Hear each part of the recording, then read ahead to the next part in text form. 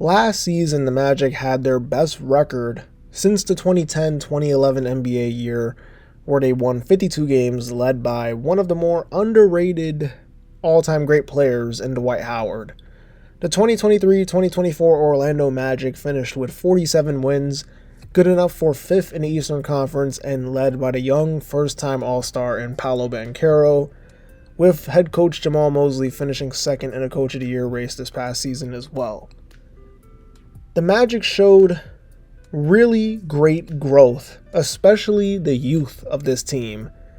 And I've been really high on them since Franz's rookie season. And since then, they've just drafted well. And like I mentioned earlier, they have grown a lot. Like I said, they're led by Paolo Banchero, who this past season was a first-time All-Star.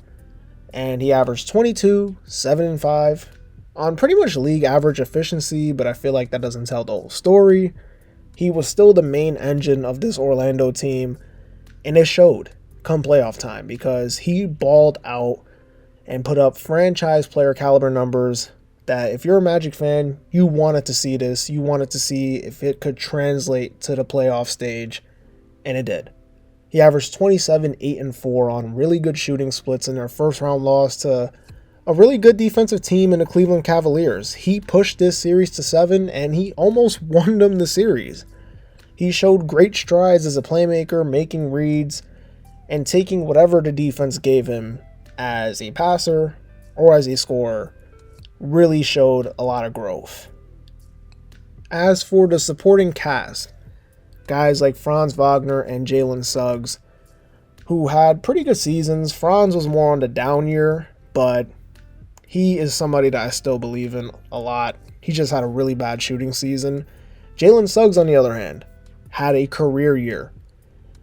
And he looked really comfortable in his role. On the offensive side, it looked like he knew what he was. And on the defensive side, he just continued to be a menace on that side of the floor.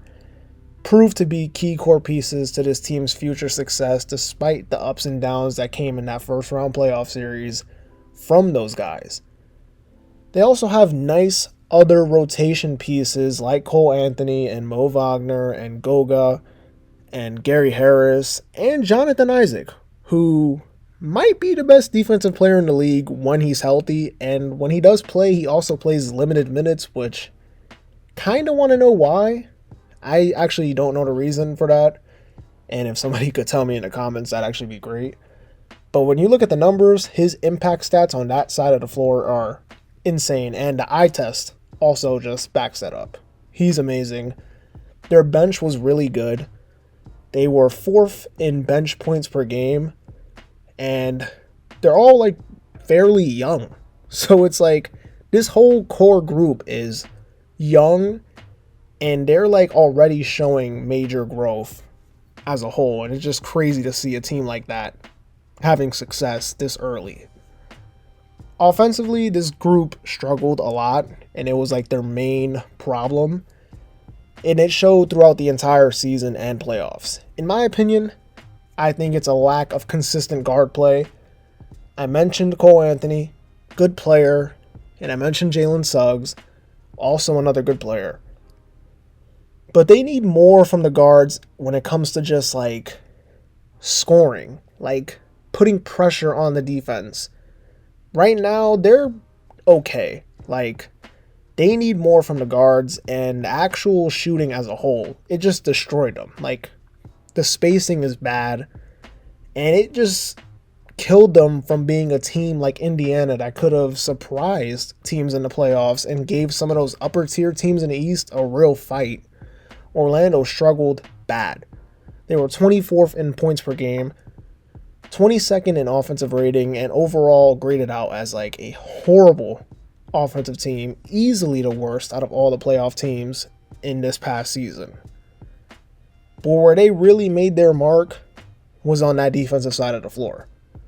And that's amazing, considering you don't see young teams play at that level that Orlando did for an entire season plus playoffs. It was the driving force and identity that led them to winning 47 games. They ranked 4th in opponent points per game, 2nd in defensive rating, and were just dogs the entire season. Guys like Suggs were the heart and soul on that side of the floor, with the lengthy wings of Wagner, Banchero, and Isaac to match up with those kind of players as well. They were just a well-oiled machine on that side of the floor, and like I mentioned before, that is something special to see from a young core group of guys, where you look at a lot of young teams and they struggle bad on the defensive side of the floor. The Magic were the reverse.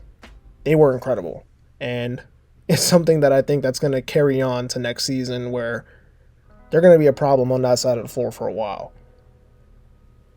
As for off-season acquisitions, I really like what they did. They went out there and they addressed what they needed. Shooting, which in result leads to spacing. They signed KCP and they drafted Tristan da Silva, which were two of the better moves that you could have did in this offseason for this team. KCP, we all know, one of the better role players in the league, has a track record of being able to shoot the three at a really good clip and play really good defense.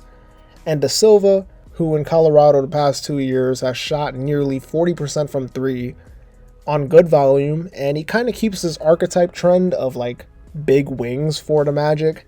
He's 6'8", kind of lanky, and he just fits the mold of the roster. Now, when you look at this team, like I mentioned before, the guard play has to get better.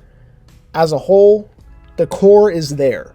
They're on the rise, but the guard play is holding them back.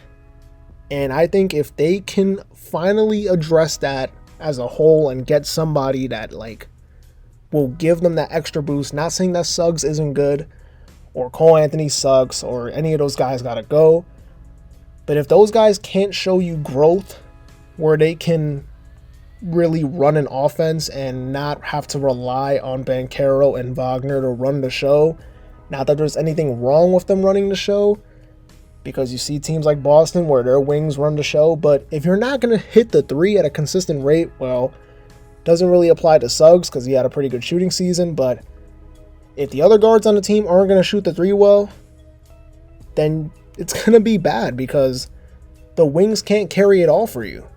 They can't if you got bad spacing around, and those guards got to take a little extra step on that side of the floor.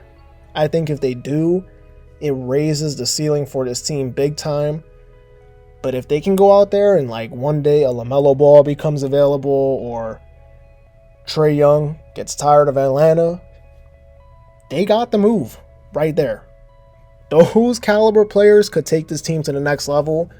But as for the core group of guys that they have right now, and just not talking about what they can do or what the future can present for them, if you want to talk about the roster that they have right in front of them, this team is still going to be in that mix for a top 6 seed in the East.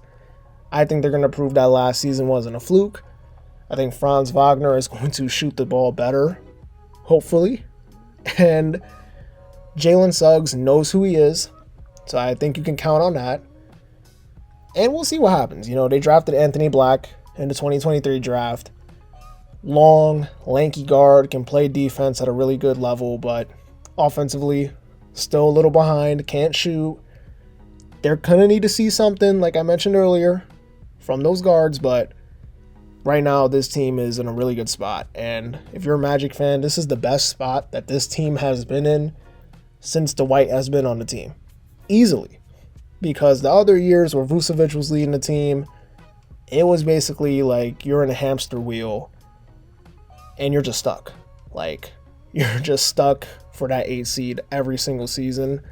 I think this Magic team has an actual, like, really high ceiling in the future with, if all things go well and Banchero continues to gear towards that superstar level play and Franz Wagner can be the help. This team can be really special, and it's going to be a threat in the Eastern Conference against teams like Boston and New York and Philly for a pretty long time, considering the ages of these guys on this roster. Anyways, that's going to do it. Don't forget to like, comment, and subscribe. This has been The Checkup, and I'll see y'all in the next video. Peace.